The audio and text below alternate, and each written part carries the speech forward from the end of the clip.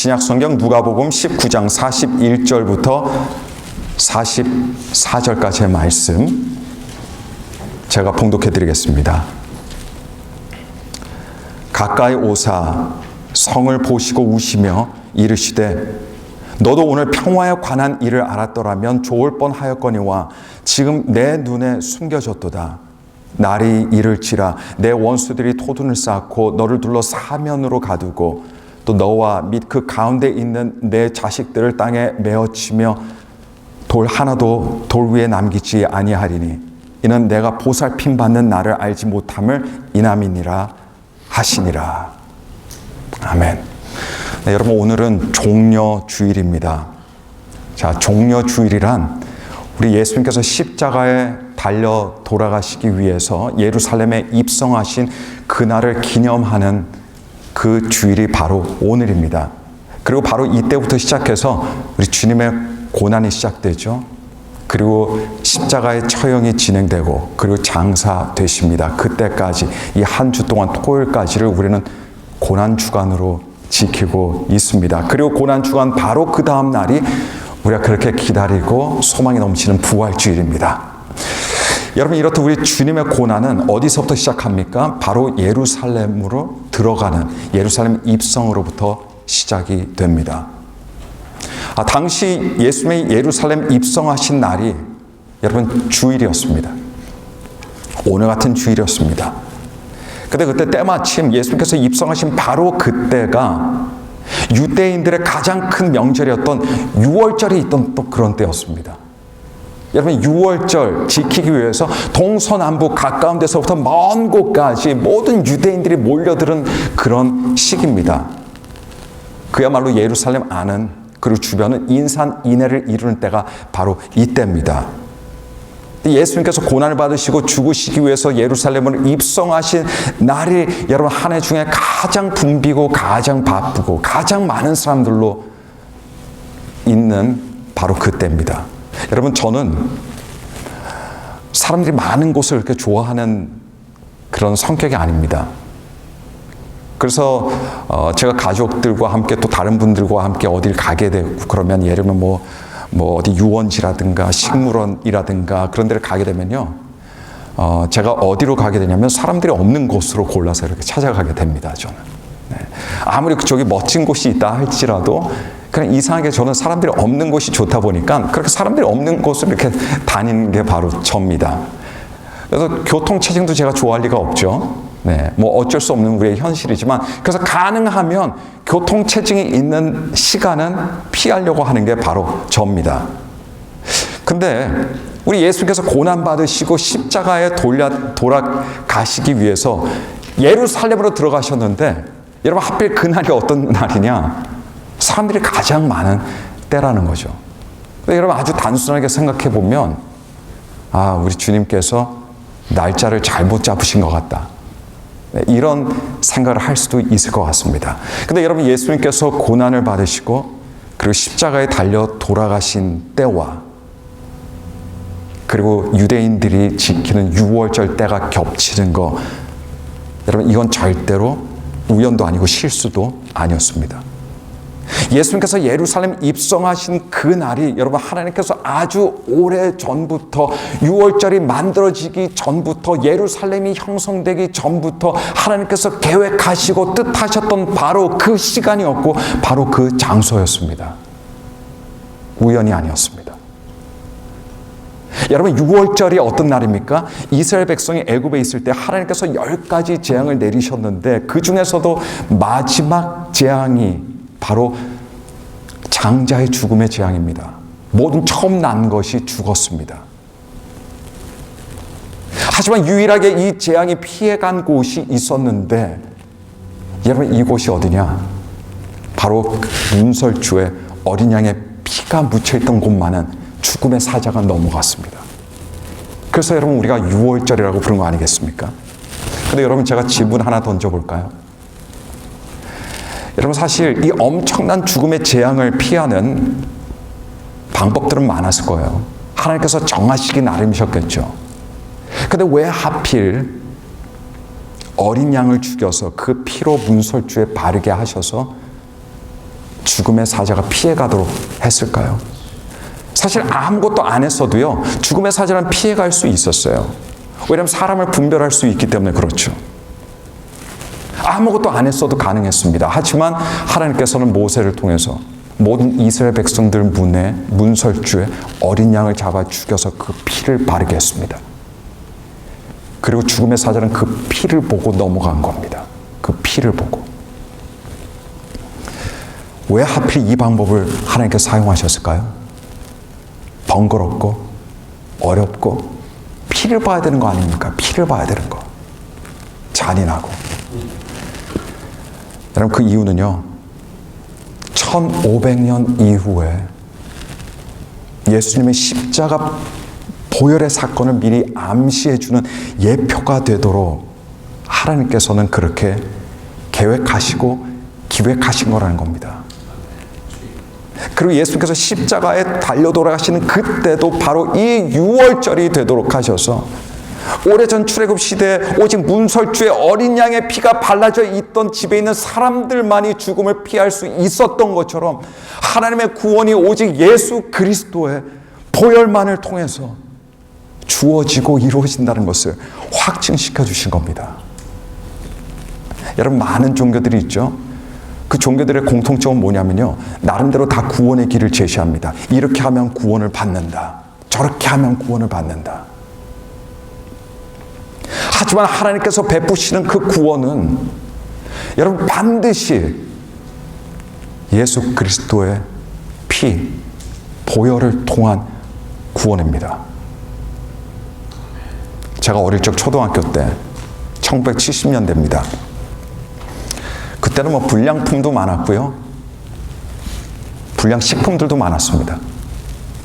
불량품은 모르겠는데 불량식품들이 어떻게 그렇게 맛있었던지, 불량식품 파는 곳에 그냥 저하고 친구들이 모여서 거기서 그냥 시간 가는 줄 모르고 있었던 기억이 납니다. 근데 그 70년대 갑자기 어느 순간부터 학교에서 광고를 하는데 이런 광고를 하더라고요. 문방구에서 뭘 살 때 꼭 KS 마크를 확인하라는 그런 광고였습니다. 그런 공지사항이었어요. 아무거나 사지 말고 그 KS 마크가 있는 것만 사라는 거예요. 왜냐하면 그때는 불량품들이 많았기 때문에 어디 출처도 알 수 없는 회사들이 아무거나 막 만들어 놓은 경우들이 많았다는 거죠. 그래서 정부 차원에서 산업표준화법에 따라서 공산품의 품질 수준을 평가해서 나름 인증했다는 것이 그 KS 마크입니다. 아마 1960년대는 아니었을지 몰라도 70년대 그때 학교를 다녔던 분들은 아마 그 이 KS 마크에 대해서 잘 아시고 계실 거예요. 지금은 KS 마크가 의미가 없습니다. 왜냐면 지금은 불량품이 거의 없기 때문에 그래요. 지금 살아남기 위해서, 생존하기 위해서는 품질을 높여야 되는 때이기 때문에 여러분 굳이 불량품 그렇게 걱정하고 있을 그런 때가 아니라고 생각합니다. 근데 여러분 마찬가지예요. 아무리 누군가가 탁월한 언변과 그리고 그 카리스마적인 어떤 포스를 가지고 구원을 이야기한다 해도 여러분 예수님의 보혈이 없다면 그것은 불량 메시지입니다. 그거는 가짜 메시지입니다. 아무리 사람들이 듣기 좋은 이야기를 매주 해준다 해도 예수 그리스도의 보혈이 없으면 그것은 안 듣는 것이 나은 메시지가 될 뿐입니다. 예수님의 보혈이 없는 구원은 여러분 절대로 존재하지 않습니다. 왜냐하면 예수님의 보혈이 바로 구원의 열쇠이기 때문입니다. 다른 게 아니에요. 예수님의 보혈입니다. 예수님의 보혈이 없는 구원은 여러분 100% 종교적인 사기극입니다. 여러분 왜 우리 그리스도인 삶에 감사가 넘쳐야 하는 줄 아십니까? 왜냐하면 우리 구원의 열쇠가 우리 예수님의 보혈에 있기 때문에 그렇습니다. 내 피가 아니에요. 여러분 피 흘리실 필요가 없어요. 그 구원이 우리의 선행에 있는 게 아닙니다. 당연히 우리는 선행을 하며 살아가야 되는 것이 맞겠지만 우리 구원을 좌지우지 해주는 건 우리의 선행이 아닙니다. 율법이 아닙니다. 우리의 행함에 있는 게 아닙니다. 그것은 바로 예수님의 보혈에 있는 겁니다. 그래서 그게 은혜인 겁니다, 여러분. 그게 은혜인 거예요. 예수님께서는 이런 하나님의 의도하신 세밀하시고 완벽하신 구원의 계획에 따라서 보혈을 흘리시고 그렇게 죽으시기 위해서, 그래서 거기 예루살렘 성으로 입성하신 겁니다. 그런데 여러분, 예수님께서 예루살렘에 입성하시기 바로 전에 예루살렘과 굉장히 가까운 감람산의 벳바게라는 곳에 이르셨는데, 거기서 두 제자들을 보내십니다. 맞은편에 있는 마을로 보내세요. 그리고 그들로 하여금 어린 나귀를 구해서 오도록 하셨습니다. 그리고 예수님께서는 그 두 제자들이 데리고 온 그 어린 나귀의 등에 타서 그렇게 예루살렘으로 입성하시게 되십니다. 근데 여러분, 그때 사람들이 많았다고 말씀드렸죠? 거기 있는 사람들 중에 많은 사람들이 예전에 예수님께서 갈릴리에서 사역하실 때, 가르치실 때, 복음을 전하실 때 그 자리에 있던 사람들이 많았습니다. 그리고 예수님께서 많은 기적들을 일으키셨죠? 여기저기서 많은 기적들을 일으키셨어요. 그 시간에 그 자리에 바로 예전에 예수님께서 기적을 일으키시던 그거를 봤던 사람들이 많았습니다. 그리고 사실 바로 예루살렘에 오시기 전에 우리 주님께서는요, 나사로를 살리셨습니다. 죽었던 나사로를. 바로 그 현장에 있었던 사람들도 있었습니다. 그리고 소문도 많이 퍼졌죠. 그 소문이 안 퍼졌겠습니까, 여러분? 그 사람들은 예루살렘에 와서 누구를 기다리냐? 예수님을 기다렸습니다.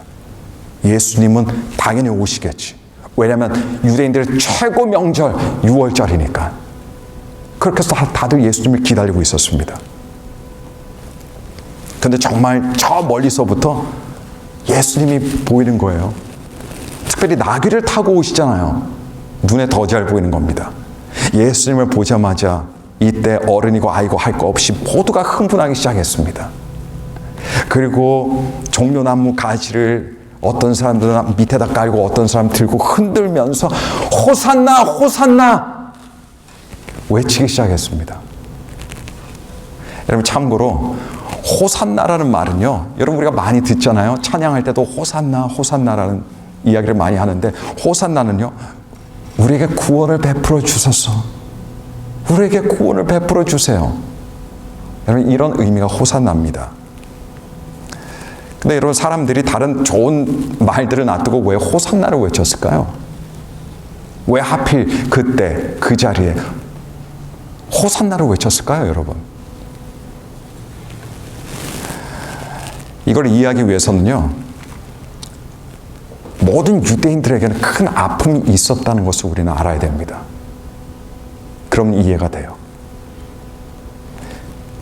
왜 유대인들이 다른 단어도 아니고 이 호산나를 외쳤는지 이해하고 싶다면요, 우리나라 3.1절 때 대한독립 만세 또는 조선독립 만세라고 부른 그 배경을 생각하시면 아주 이해가 쉽습니다. 유대인들이 호산나를 외친 이유는 예전에 우리나라가 그랬듯 이들은 나라를 잃은 사람들이었기 때문입니다. 자기 나라와 함께 자신의 들판을 잃었어요. 자기들의 하늘을 잃었던 사람들입니다. 자기들의 산천을 잃고 자신의 주권을 잃었던 사람이었기 때문에 이들은 호산나를 외칠 수밖에 없었습니다. 호산나, 우리를 구원하소서. 누구로부터 구원입니까? 지금 자신들을 압제하고 있는, 다스리고 있는 로마 군으로부터의 정치적 구원입니다. 근데 여러분, 벌건 대낮서부터 로마에서부터 우리를 구원하소서 이렇게 할 수는 없지 않습니까? 그래서 호산나를 부르는 겁니다. 로마 사람들은 그걸 들으면 종교적인 건가 보다 생각하는 거죠. 그리고 그때 당시 예루살렘에 있던 사람들은요, 바로 예수님 안에서 이런 염원과 이런 소원이 이루어질 수 있겠다 생각하고 확신했던 겁니다. 이런 예수에 대한 기대를 가지고 있다 보니까 여러분 이제 한번 상상해 보십시오. 그런 예수님이 오세요. 그럼 어떤 분위기겠습니까? 상가집 분위기겠습니까? 그런 분위기가 아니겠죠. 축제 분위기입니다. 와, 저기 우리를 구원하실 분이 오신다. 우리를 해방해 주실 분이 오신다. 온통 축제 분위기가 일어나게 된 겁니다. 그래서 거기는 축제예요. 축제입니다. 그런데 우리가 꼭 주목해야 할 중요한 사실이 있습니다. 우리 예수님께서는요, 축제를 위해서 예루살렘으로 들어오신 것이 아니었습니다. 우리 예수님께서는 어떤 축제의 마음을 가지고 그곳에 들어오신 것이 아니었습니다. 축제 분위기를 유도하시고자 하신 것도 아니었고, 그 축제를 보시면서 기뻐하신 것도 아니셨어요. 여러분, 사실 예수님께서 예루살렘 들어오시기 바로 전에 예루살렘 보이는 곳을 딱 오시잖아요. 그런 때가 있었지 않습니까? 예루살렘이 한눈에 보이는 곳에서 우리 예수님께서 무엇을 하셨냐? 예루살렘아, 예루살렘아 하시면서 우셨습니다. 눈물을 흘리셨어요. 예수님이 말이죠. 왜냐하면 예수께서는 예루살렘의 어떤 외곽 풍경을 보시고 우신 게 아닙니다.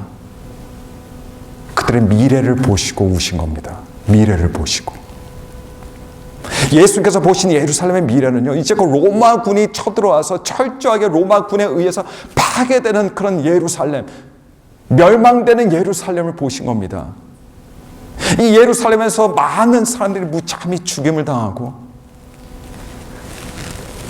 돌 위에 돌 하나가 남지 않는 황폐한 예루살렘 보신 겁니다.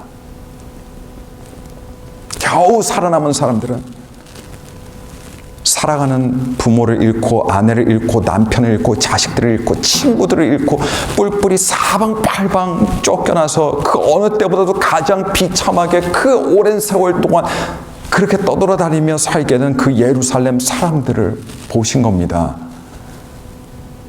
그리고 우신 거예요. 여러분, 우리가 이걸 알아야 됩니다. 예수님께서는 우리를 위해서 십자가에 달려 돌아가신 예수님은요, 십자가에 달려 돌아가시기 전에 우리를 위해서 우신 분이세요.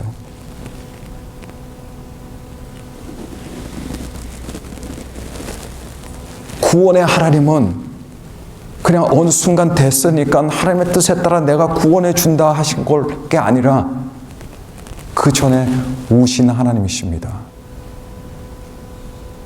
우리를 위해서 울어주셨기 때문에 우리를 구원하실 수 있으셨던 거예요. 그래서 십자가 위에 올라가실 수 있으셨던 겁니다. 예수님은 그냥 멀쩡하게 올라가셔서 죽으신 게 아니에요. 이미 우리들을 위해서 오신 분이십니다. 그 예수님이 지금도 그러시겠죠. 우리가 아파할 때 아무렇지도 않게 생각하시고 계실까요? 우리가 괴로워할 때 우리 주님께서는 그냥 팔짱을 이렇게 끼시고 보시고 계실까요? 우리가 간절히 기도할 때 우리 주님께서는 아무렇지도 않은 듯이 그냥 누워서 우리의 기도를 들어주시는 분이실까요? 우리에게 은혜를 베푸시는 예수님은 우리를 위해서 우시는 예수님이십니다. 우리의 아픔을 아시는 하나님이세요. 모든 것은 눈물로부터 시작됩니다. 눈물로부터 시작됐어요. 그리고 마지막에 십자가 죽음으로 이루신 겁니다. 그게 그래서 눈물의 길이에요. 눈물의 길.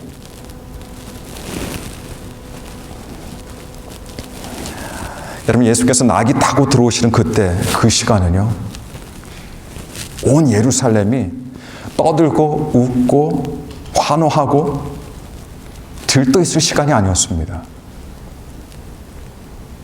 그 시간은 예루살렘이 목 놓아서 울어야 하는 때였습니다. 그런데 예루살렘 사람들은 어땠어요? 웃고 있었습니다. 즐기고 있었어요. 축제를 벌이고 있었습니다. 여러분, 전도서 3장을 보시면 우리 모두가 너무나 잘 아는 그런 말씀이 있어요. 그게 뭐냐? 범사의 기한이 있고 천하 만사가 다 때가 있다는 걸 그렇게 기록하고 있는 말씀이지 않습니까?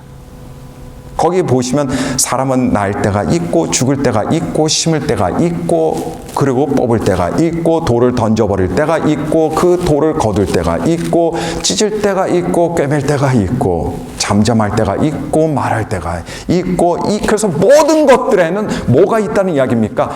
때가 있다는 이야기입니다. 우리 인생에는. 여러분 이 때가 있다는 거에 대해서 모든 사람이 다 압니다. 여기에 토를 달 사람은 아무도 없어요. 그리스도인이든 아니면 비그리스도인이든 이건 누구나가 인정할 수 있는 진리입니다. 근데 문제는요, 때가 있다는 것이 문제가 아니에요. 문제는 사람들은 그 때를 모른다는 것이 늘 문제가 되는 겁니다. 그 때를 몰라요. 이럴 때가 있고 저럴 때가 있다는 건 알지만 그게 이때인지 저때인지 사람들은 모른다는 얘기예요. 그래서 여러분 사람들은 웃어야 할 때 우는 겁니다. 웃어야 하는데 울고 있어요. 사람들은. 그래서 사람들은 울어야 하는데 웃고 사는 거예요. 그럼 그 인생이 어떤 인생이냐? 전도서 말씀처럼 허무한 인생이 되는 겁니다. 노아 시대 때 노아는요, 오랜 시간 동안 방주를 만들어야만 했습니다. 거기 뭐 다른 인부들이 있었습니까? 뭐 좋은 재료들이 있습니까? 뭐 좋은 기술들이 있었습니까? 노아는 하나님께서 내리실 물의 심판이 온 세상에 임할 것을 알았습니다. 안 순간부터 하나님의 말씀에 따라 노아의 방주를 만들기 시작했습니다. 사실 정확히 얼마나 그 기간이 소요됐는지는 아무도 잘 몰라요. 어떤 학자들은 70년에서 80년이라고 말하는 분들도 있고 어떤 분들은 뭐 120년이 소요됐다고 믿는 분들도 있습니다. 그런데 그 정확한 기간이 언제가 되었든 간에 노아는 오랜 시간 동안 인내하며 방주를 지었습니다. 근데 여러분 나중에 정말 비가 와요. 그 정말 방주의 문이 닫히는 그 순간이 노아가 경험한 겁니다. 왜냐하면 자기 손으로 닫으니까. 근데 여러분 방주의 그 문이 닫히면 이제 안 열립니다. 방주의 문이 닫히는 그 순간까지 사람들은 무엇을 했습니까? 그들은 방주의 문이 닫히는 그때까지도 여러분 먹고 마시고 사고 팔고 심고 집을 짓고 장가 들고 시집 가고 그러고 있었다는 얘기예요. 이제 바로 그들은요, 몇 분 뒤면 물에 잠겨 죽을 인생들인데 그때까지 먹고 마시고 사고 팔고 심고 짓고 장가 들고 시집 가고 있었다는 이야기입니다. 내일이 있는 것처럼. 노아의 방주가 지어질 때는요, 그리고 특별히 그 방주의 문이 닫혔을 때 사람들은 목 놓아 울어야 할 때였습니다. 근데 그들은 노아 방주의 문이 닫히는 그때까지도 웃고 있었다는 이야기예요. 여러분 소돔과 고모라를 보시면 하나님께서 하늘에서 유황과 불을 막 비처럼 그렇게 내리셔서 소돔과 고모라를 그냥 멸망시키십니다. 거기 완전히 불지옥이 된 거죠. 거기서 살아난 사람은 단 3명입니다. 롯과 그의 두 딸들이었죠. 유황과 불이 내리기 바로 전만 하더라도 여러분 사람들이 어떻게 하며 살고 있었는지 아십니까? 자기들 마음대로 살고 있었습니다. 육체대로 살고 있었어요. 자기의 정욕에 이끌려서 육적인 정욕에 사로잡혀서 살아가고 있었습니다. 근데 여러분 이들은 그럴 때가 아니었어요. 이들은 통곡하고 울어야 할 때였습니다. 근데 그때를 몰랐습니다. 그리고 그때를 놓쳤어요. 구약시대 비운의 선지자, 눈물의 선지자로 손꼽히는 사람이 있습니다. 예레미야입니다. 예레미야가 왜 이런 별명을 가지고 있냐면요, 다른 선지자들은 먼 미래에 있는 일들에 대해서, 예루살렘 멸망에 대해서 또는 사마리아 멸망에 대해서 과거에서 보고 예언을 했지만 예레미야는요, 그거를 직접 체험했던 선지자입니다. 자기 사람들이 끌려가고 죽고 하는 걸 직접 눈으로 목격하면서 선지자로서 활동했던 사람이 예레미야입니다. 예레미야는 시종 일관 하나님께 받은 말씀을 그대로 사람들에게 전했어요. 환난의 메시지를 전했습니다. 심판의 메시지를 전했어요. 왜냐하면 그게 자기가 하나님께 받은 메시지였기 때문에 그렇습니다. 그런데 여러분 항상 보면요, 항상 그렇습니다. 참된 선지자가 있다면 그냥 항상 거짓 선지자가 있어요. 참된 말씀이 있다면 거짓 말씀이 있어요. 그럼 언제든지 변함이 없어요. 예레미야 시대 때도 마찬가지였습니다. 예레미야는 환난을 전하고 있는데 거기에 거짓 선지자가 있었습니다. 거짓 선지자는 뭘 전합니까? 바로 옆에서 예레미야가 환난과 심판을 선포할 때 그 사람은 평안을 선포했습니다.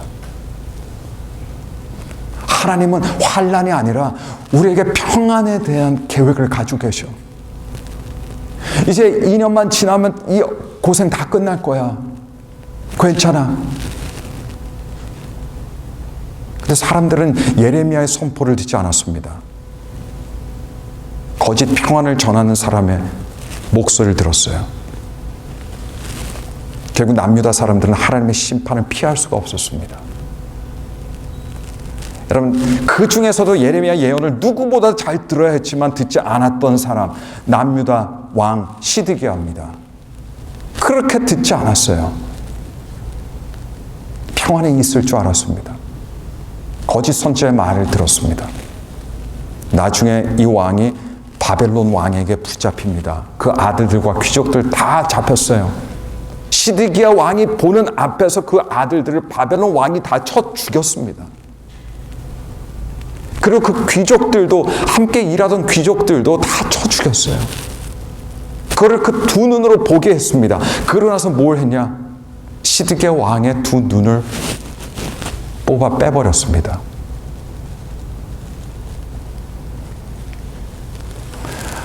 여러분, 그리스도인들은 웃어야 할 때 웃고 울어야 할 때 울어야 되는 겁니다. 웃어야 할 때 울고 울어야 할 때 울면 그건 세상 사람들입니다. 하지만 그때는 어떻게 합니까? 바로 하나님의 말씀을 통해서 알게 되는 겁니다. 여러분, 미국과 관련해서 정말 귀에 딱지 앉을 만큼 많이 들었던 이야기가 있습니다. 그 이야기가 뭐냐면 미국은 축복의 나라라는 겁니다. 하나님께서 미국을 축복해 주셔서 미국이 이렇게 광대하고 이렇게 아름다운 땅에서, 그것도 세계에서 가장 부유한 국가로 군림하고 있는 거, 전 세계 최강국이 된 거에 대해서 이건 하나님의 축복이야, 축복이야. 여러분, 여기 앉아있는 우리 모두가 다 그 말 듣고 온 거 아니겠습니까? 근데 언제부터인가 그 말이 사실이 아니겠다라고 하는 결론을 내렸습니다. 여러분, 생각해 보십시오. 미국이 하나님의 축복을 이렇게 받은 나라라면 이렇게 많은 미국 사람들이 하나님이 없다고 하겠습니까? 미국이 하나님의 축복을 받은 나라라면 이 헐리우드 영화 통해서 오로지 그냥 금전적인 이익을 위해서 전 세계 사람들에게 이 세속적이고 폭력적이고 쾌락적이고 육체적이고 반기독교적인 영화들을 계속 찍어 만들어낼 리가 없다라고 생각합니다. 하나님의 축복을 받은 나라라면. 미국이 하나님의 축복을 받은 나라라면 여러분, 남녀라는 두 개의 성별이 갑자기 오늘날 막 74개, 이런 4개의 막 성별로 이렇게 나눠져 있지 않을 거라고 생각합니다. 이거는 계속해서 시간이 가면 갈수록 늘어나요. 줄어들지 않습니다.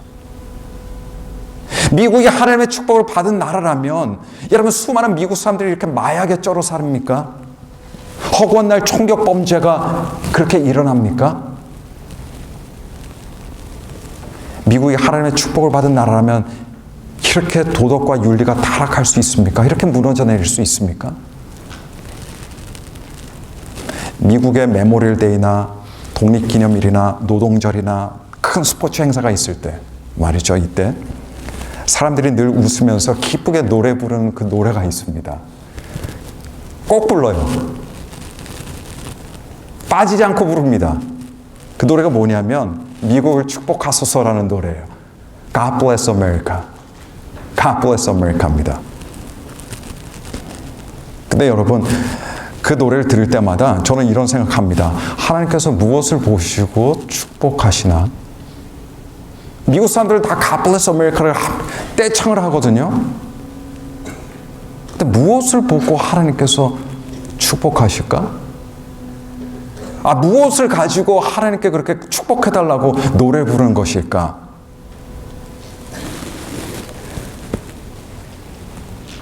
여러분, 미국은 하나님 축복해 주세요, 축복해 주세요.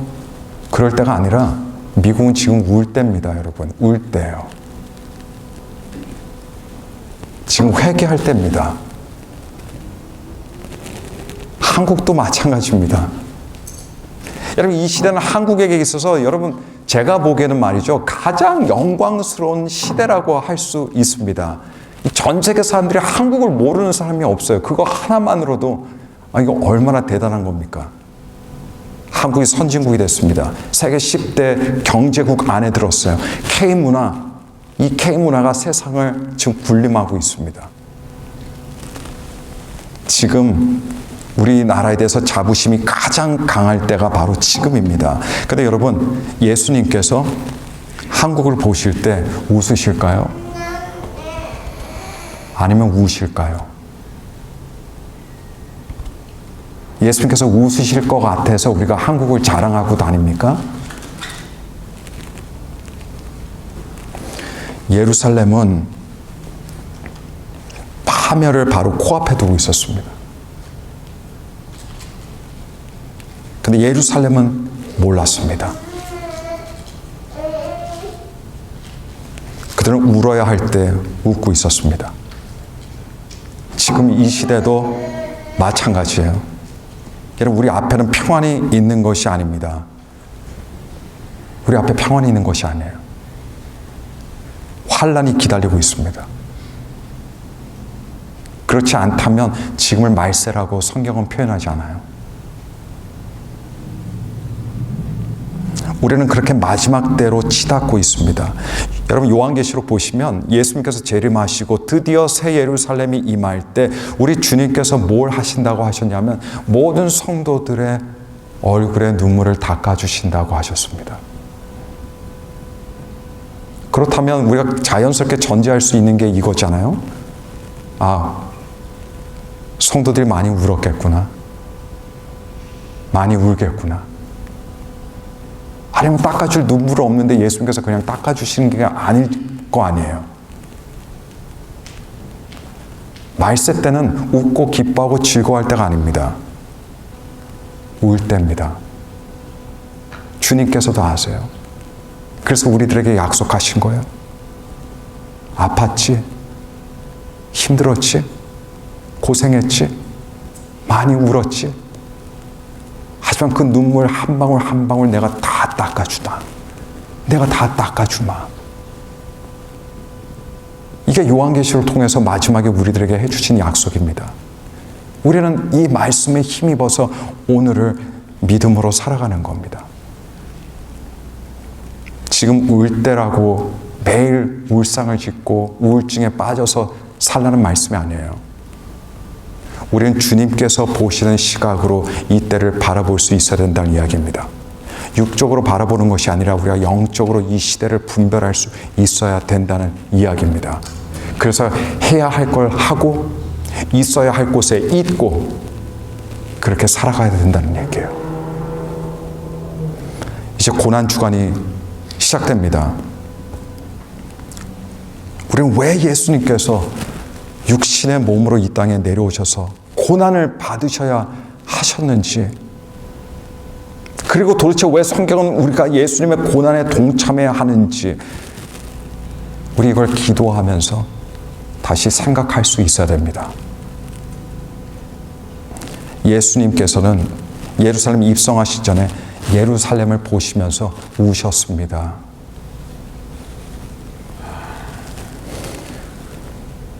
우리가 그런 예루살렘을 보지 못한다 할지라도 너무 모자르고 너무 우리가 자기중심적이다 보니까 그런 예루살렘을 보지 못한다 할지라도 적어도 예수님 눈에서 흐르는 눈물은 봐야 되는 거예요. 그리고 우리는 그 눈물의 의미를 알아야 합니다.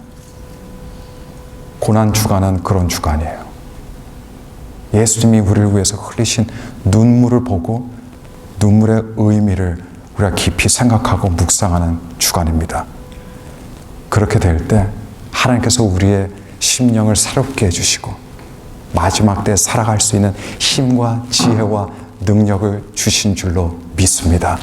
이런 한 주가 바로 여러분들의 그런 복된 귀한 한 주가 되기를 예수 그리스도 이름으로 축원합니다. 우리 들은 말씀